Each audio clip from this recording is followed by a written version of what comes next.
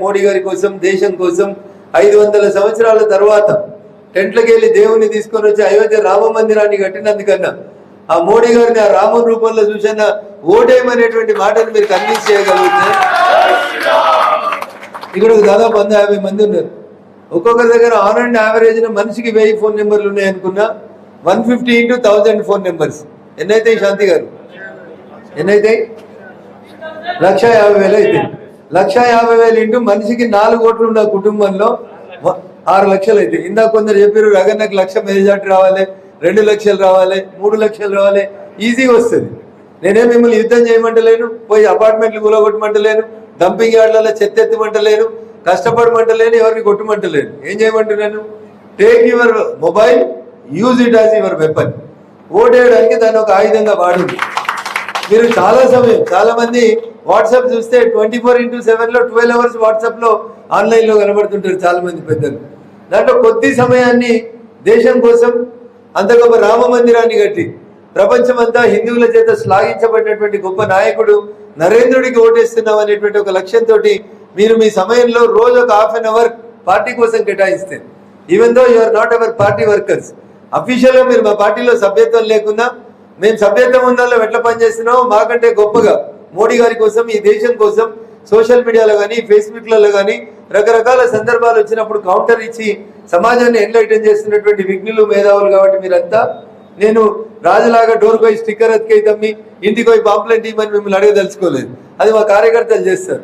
మీరంతా మేధావులు విఘ్నులు, ఏడికి పోకుండా ఇంట్లో రెస్ట్ తీసుకొని సాయంత్రం సమయంలో ఒక ½ an hour మీరందరూ కంకరబద్దులై రోజు ఒక 20 మంది 30 మంది 50 మంది మీకు ఎంత ఒప్పుకుంటే అంతమందిని కన్విన్స్ చేస్తే పటాన్ చెరువు is the largest assembly constituency in the total Medak parliament.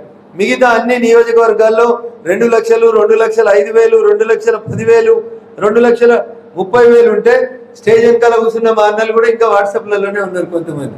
అంటే how much you love the phone అనేది మీరు అర్థం చేసుకోవాలి. ప్రపంచం ఎటైనా కొట్టుకపోని ఒక సెకండ్ మనం ఇట్లా అనకపోతే ఫేస్బుక్ తీసో వాట్సాప్ తీసో అనకపోతే ఏదో కోల్పోయినమైన ఫీలింగ్ వస్తూ ఉన్నారు సైకలాజికల్గా. నేను ఒక పోస్ట్ చేసిన దీనికి ఎన్ని లైక్లు వచ్చినాయి, లైకులు రాకపోతే కూడా డిప్రెషన్లో పోతున్నారు కొంతమంది మిత్రులు. అంటే మీరు అర్థం so that much we are addicted to the mobile. తప్పని నేను చెప్పట్లేదు, మీరు చేసే పని కావచ్చు, మీకుండే అవసరం కావచ్చు, లేదా సమాజం గురించి తెలుసుకోవాలనే మీ తపన కావచ్చు, మిమ్మల్ని మొబైల్ వైపు అడిక్ట్ చేస్తుంది. చిన్నప్పటిలాగా ప్లే గ్రౌండ్స్ లేవు, శాంతి గారు చెప్పినట్టు పోయి ఆడుకోవడానికి జాగా లేదు. పిల్లోడికి మొబైల్ ఇస్తే వాడు ఫోన్లోనే క్రికెట్ ఆడుకుంటాడు, మనం వంట వండేసుకోవచ్చు. This is the situation. కాబట్టి ఖచ్చితంగా ఇందాక మిత్రుడు రాజు చెప్పినట్టు కిష్టారెడ్డిపేట చెరువు కాలుష్యం గురించి సుప్రీంకోర్టు దాకా కొట్లాడినాన్ని, సుల్తాన్పూర్కి హైకోర్టు జడ్జిని తీసుకొచ్చి ఇట్లే మీటింగ్ పెట్టి గ్రామస్తులు అందరితో మాట్లాడినోడిని, ఈ అమీన్పూర్లో సుమారు 1000 ఎకరాల భూమి కబ్జా అవుతుంటే కాపాడినోడిని.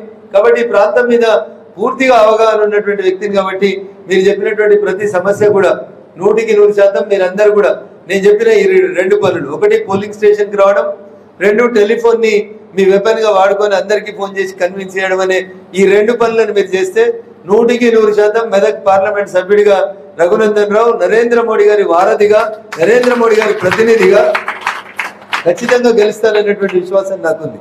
అందుకని నా విజ్ఞప్తి, మీరు చెప్పిన ప్రతి అంశాన్ని ఖచ్చితంగా కూడా పార్లమెంట్లో కానీ ఎక్కడ సందర్భం వస్తే అక్కడ స్పృశించడానికి, మీ సమస్యని పరిష్కరించడానికి మీ కుటుంబ సభ్యుల్లాగా నేను ముందుకు సాగుతాను.